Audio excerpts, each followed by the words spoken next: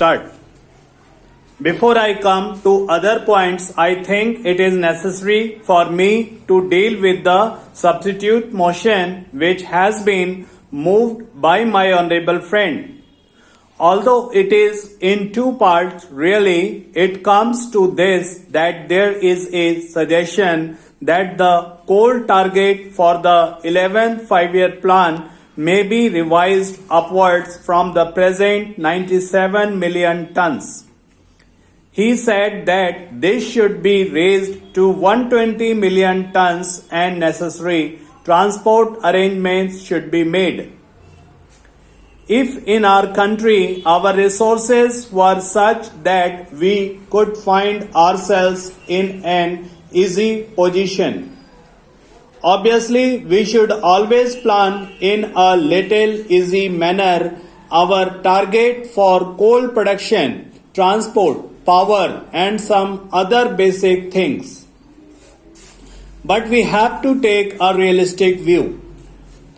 If our overall resources are limited, financial and the like, we have to make optimum use of whatever those resources are, and we have to fit in various competing priorities within the overall resources. This is a matter which was discussed at great length when we were discussing some days ago our 11th five-year plan. The 11th five-year plan has now been approved by Parliament. After a very lengthy and a detailed discussion in both houses of Parliament.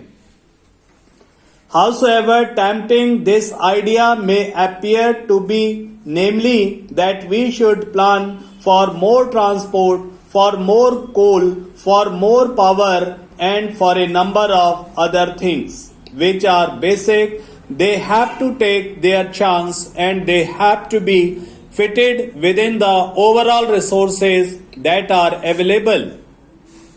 It is true that when the first exercise was made about the target for the 11th five-year plan, the working group that was entrusted with this task came almost to the conclusion that the figure should be round about 120 million tons. But I would like to share with the Honorable House the processes that were gone through before the figure was arrived at. What should be the total requirement of steel to maintain a certain tempo of development in the course of the next 5 to 10 years? We had to start somewhere. So we started with steel. With so much more steel, what should be the additional quantity of coal that has to be raised, not only to feed the steel plants, but the additional transport that will be required for them.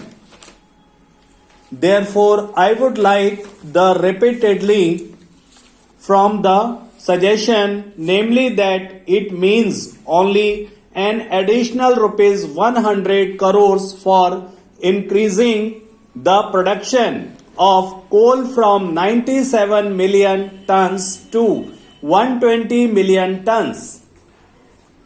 If it were really simple, we could perhaps somehow or other find an additional rupees 100 crores, although every crore of rupees having been already taken into account. It will be idle to talk of such a large addition as rupees 100 crores.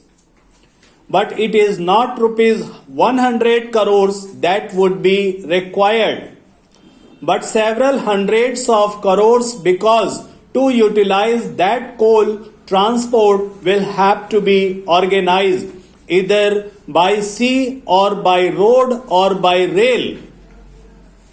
For the utilization of that coal, another heavy investment would be required in the form of consuming centers, in the form of other new industrial plants or power plants or the like. We must not be too much obsessed by the present difficulties. By all means, let us try to solve them. Let us not form an exaggerated opinion of the overall requirements from the temporary shortages that we felt towards the end of the 10th plan period. Let us not think radically and in revising upwards the figures which cannot, I would repeat, the revised singly. They are a part of an integrated whole.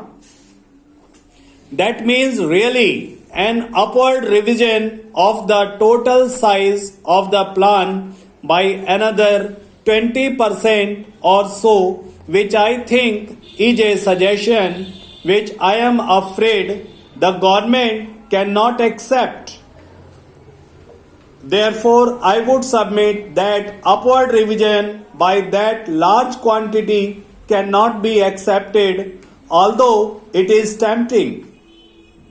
If I take a purely administrative view, it is easy for me to say that this is a good suggestion and we should accept it.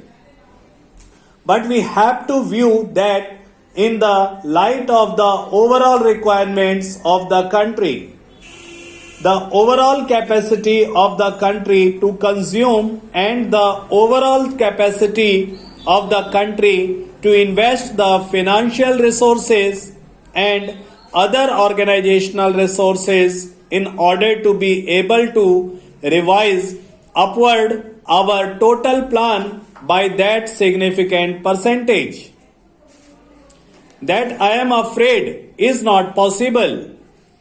Therefore, this figure of 97 million tons, which has been mentioned in the plan, has been arrived at after very careful consideration of the various requirements. Having said that, much on the resources position, I would like to say something about production. Honorable members have given a great deal of thought to it, and naturally the discussion has been somewhat disruptive and a little overlapping, which was quite natural when we are discussing such a wide subject.